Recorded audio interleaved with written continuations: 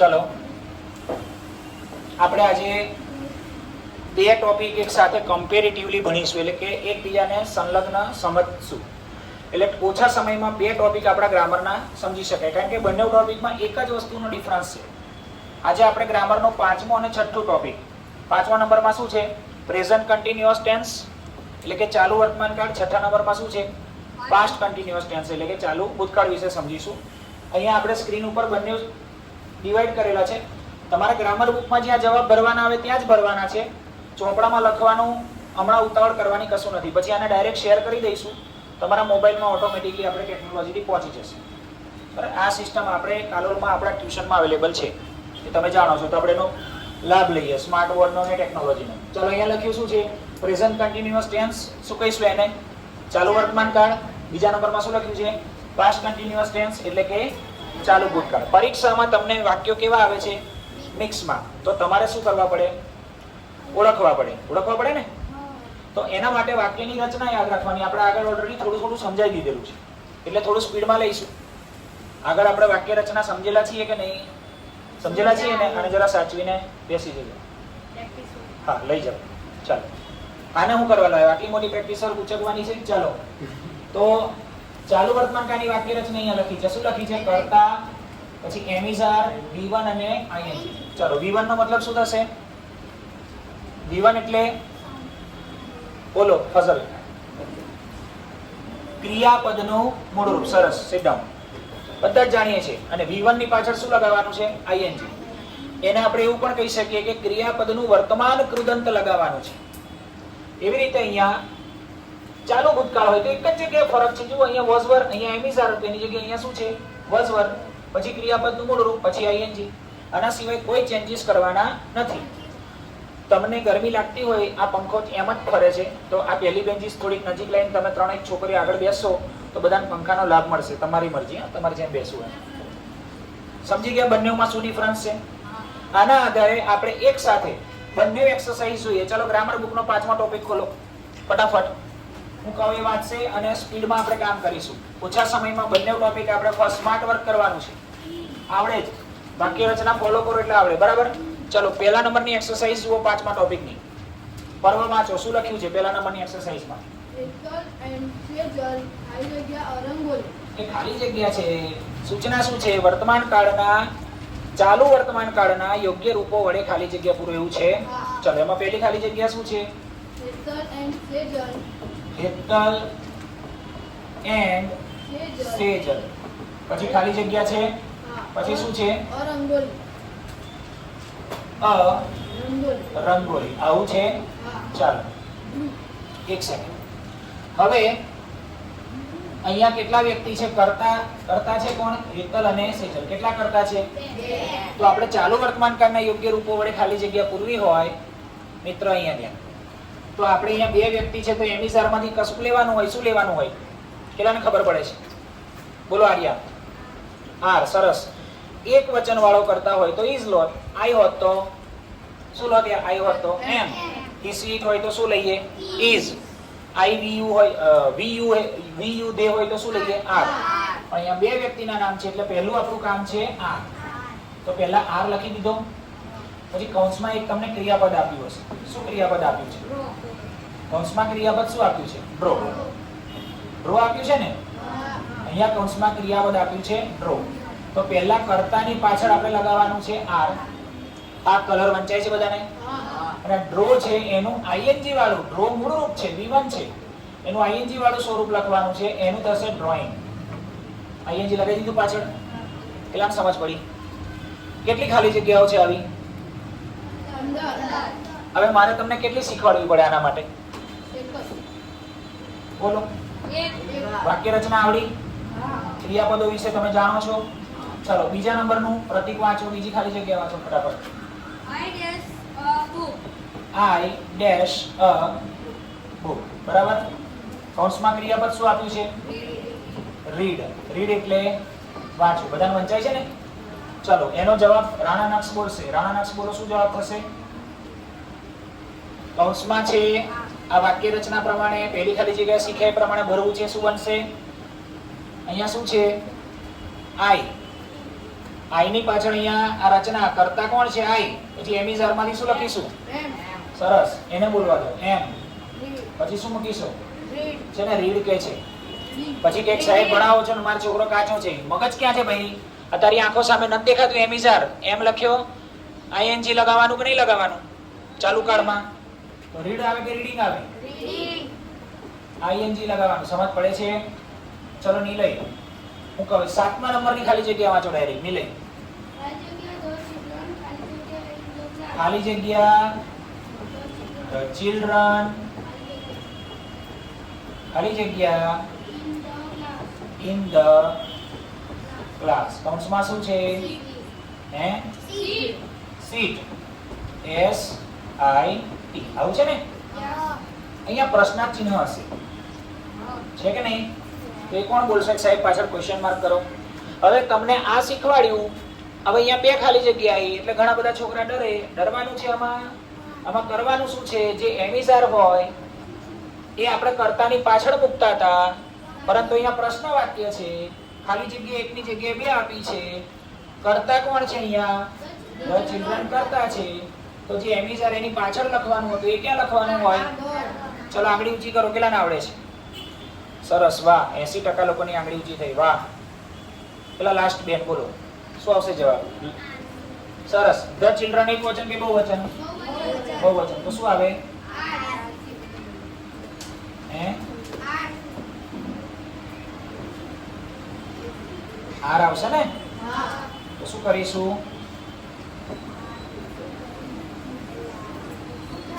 ચાલો અહીંયા પેલા લખીશું આર, પણ ધ્યાન શું રાખવાનું? એ કેવો કરવાનો? કેપિટલ. અને કૌંસમાં સીટ હતું. સીટમાં પણ એક વસ્તુ આઈએનજી લગાવતી વખતે ઊંધું કરીને આઈએનજી નહીં લગાવવાનું. સીટમાં તમે ધ્યાનથી જુઓ, નિયમ આપણે ભણાયા છે. એસ આઈ ટી છે. એમાં એસ શું છે? વ્યંજન.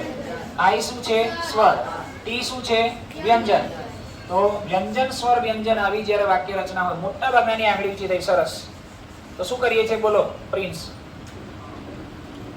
એસ આઈ ટી વ્યંજન, સ્વર, વ્યંજન હોય ત્યારે નિયમ શું લખાયો છે? વ્યંજનને ડબલ વાર કરી એક ટી હતો એની જગ્યાએ પાછળ ડબલ ટી કરીને આઈએનજી લગાવવાનું. સમજણ પડે છે? ક્લિયર?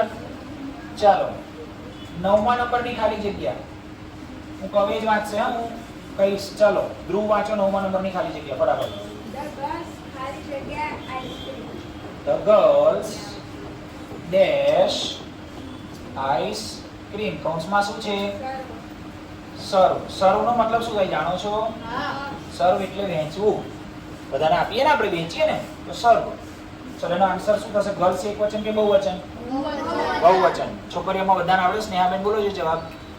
સરસ, વેરી ગુડ. ગર્લ્સ બહુવચન છે તો શું લાગશે પહેલા? વેરી ગુડ, આર લાગશે. અને કૌંસમાં સર્વ છે તો સર્વનું શું કરી લેવાનું? પાછળ શું દેખાય છે?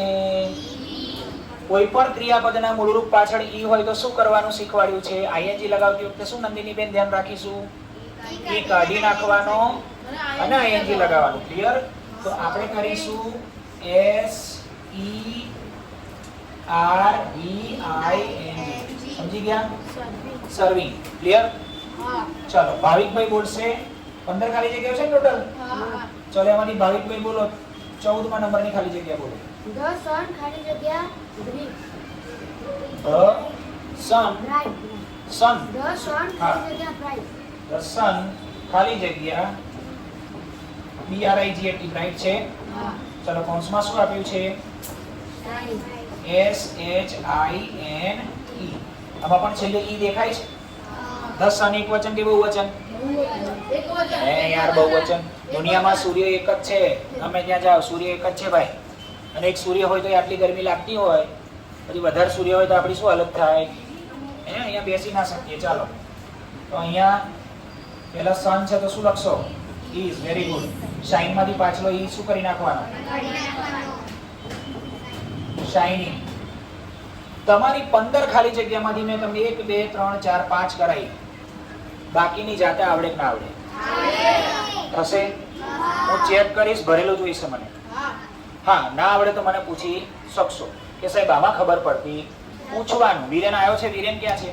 વિરેન ખબર પડે છે થોડી થોડી? એને આલિયાબેન આવ્યા છે આજે? નથી આવ્યા. સારું, પછી આપણે એમના વાલીઓ કે છે કે સાહેબ ધ્યાન, ચાલો હવે આ એક્સરસાઇઝ જેવી same exercise past continuous tense બોલો, સેમ કરવાનું છે, ખાલી એક જ જગ્યાએ ફરક છે. બોલો ફટાફટ એની ફર્સ્ટ એક્સરસાઇઝ જોઈએ. ચાલો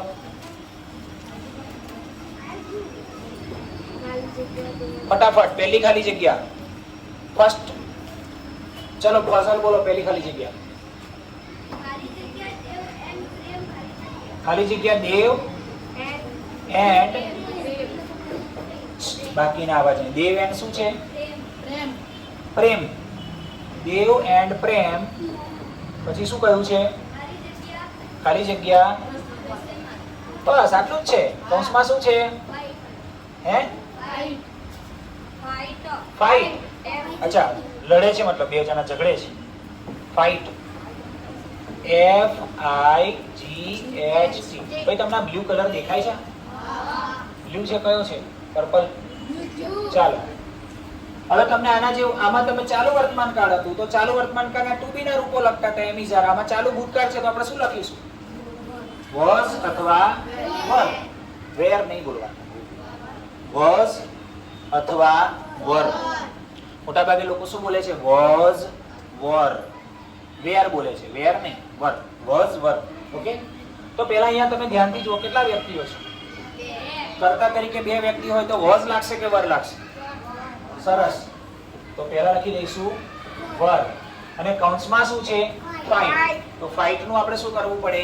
આઈએનજી લગાવવું પડે. કેમ કે આપણે કયો કાળ ભણી રહ્યા છીએ? ચાલુ કાળ. તો ફાઇટ નું આપણે અહીંયા શું કરીશું? ફાઇટિંગ. કેટલાને સમજ પડી? ING clear?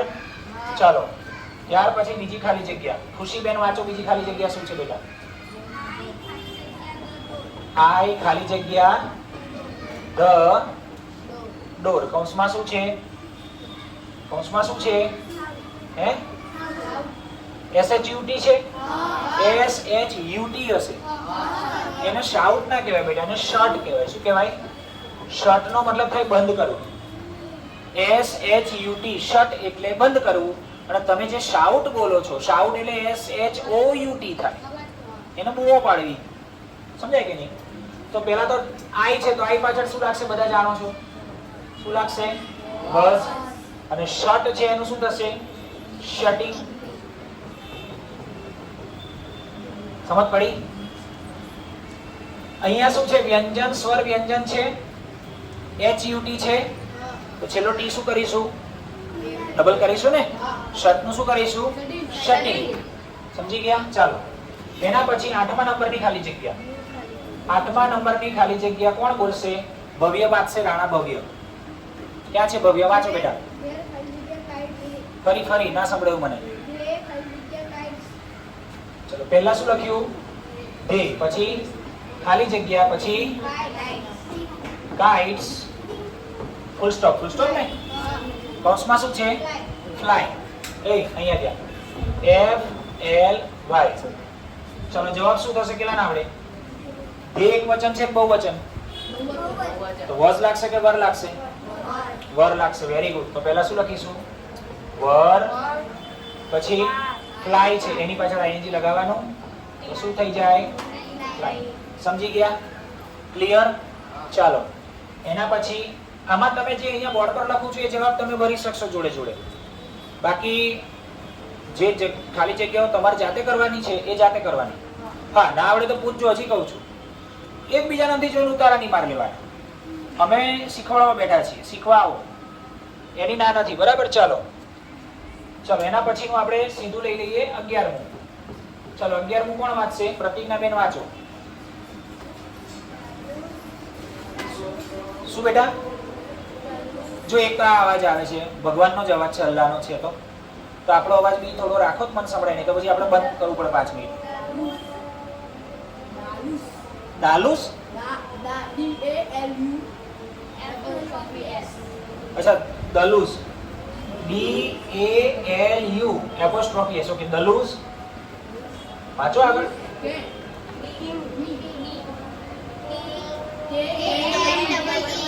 KNEE ની કહેવાય ને, કની ના કહેવાય, ની. પછી ખાલી જગ્યા ફૂલ સ્ટોપ. કૌંસમાં શું છે? કૌંસ હે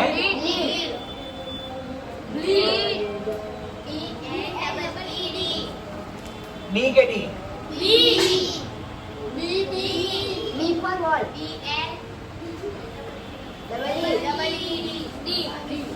અચ્છા, બ્લીડ એટલે આ બ્લીડ બોલો છો, એક તો આ અવાજમાં સંભળાયું નહીં.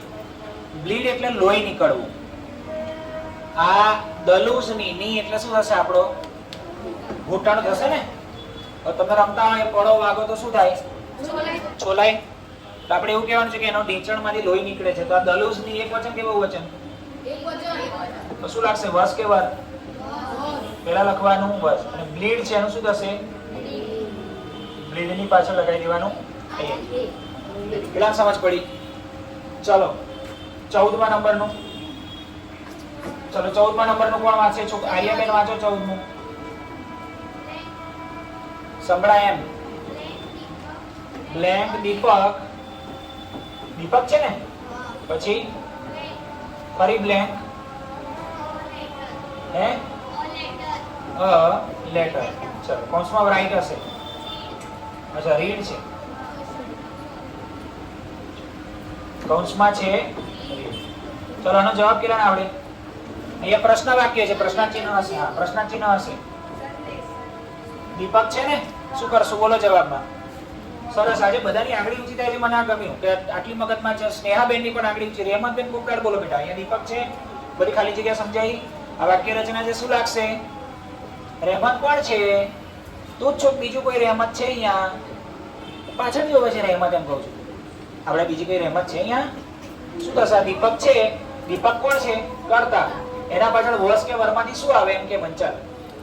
દીપક વસ આવે કે દીપક વર આવે, આટલું સમજવાનું છે.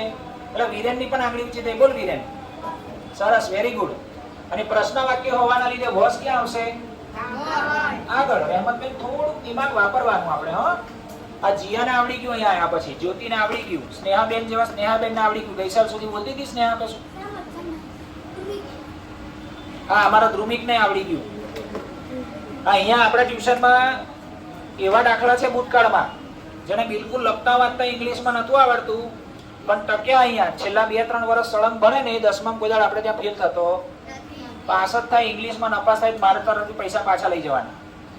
આપણા વિષયમાં કોઈ ફેલ થાય મારા વિષયના પૈસા માર જોડથી પાછા લઈ જવાના. પણ શરત શું? છેલ્લા 3-4 વર્ષથી ભણતો હોવો. પછી ઘણા શું કરે, 10માં 4 મહિના ટ્યુશન બંધાવે છેલ્લે. અને પછી આશા રાખે પાસ કરતો, પણ એમને આ બધું જૂનું બેઝિક તો આવડતું હોય નહીં, તો પાસ થાય? બેઝિક નોલેજ નથી તો. સરસ, વેરી ગુડ. તો વોઝ આવ્યું. હવે અહીંયા શું છે? રીડ. તો રીડનું બધા જાણો છો. શું કરશો? રીડિંગ કરશો. ક્લિયર? સમજી ગયા? ચલો છેલ્લી લઈ લઈએ 15મી. ચલો જીયાબેન વાંચો બેટા 15મી. થોડું સંભળાય રીતે. The teacher. ધ ટીચર છે ને? ચલો ધ ટીચર. એને બોલવા દો. હા, બોલો છો ને યાર. પ્રતીક, તને દોસ્ત પહેલા જ રિક્વેસ્ટ કરીને મેં સ્ટાર્ટ કર્યું ને. ધ ટીચર પછી બોલ આગળ. Blank on the. ચલો આમાં તો રાઈટ જ હશે. કૌંસમાં રાઈટ છે. ચલો એનું શું થશે? ચલો ટીચર એક વચન કે બહુવચન? તો શું લખશો? રાઈટ નું શું થશે? ઈ કાઢીને ING લગાવવાનો. WRITING. સમજી ગયા? કેટલા આવડે? તો આ થઈ તમારી પહેલી એક્સરસાઇઝ. કેટલી ખાલી જગ્યા કરી? 1 2 3 4 5 6. અહીંયા 6 કરી, અહીંયા 1 2 3 4 5 કરી. આમાં કેટલી છે? આ એક્સરસાઇઝમાં કેટલી છે? 15 છે. બાકીની જાતે થશે? પાક્કું? બોર્ડ પરથી લખવાની જરૂર છે.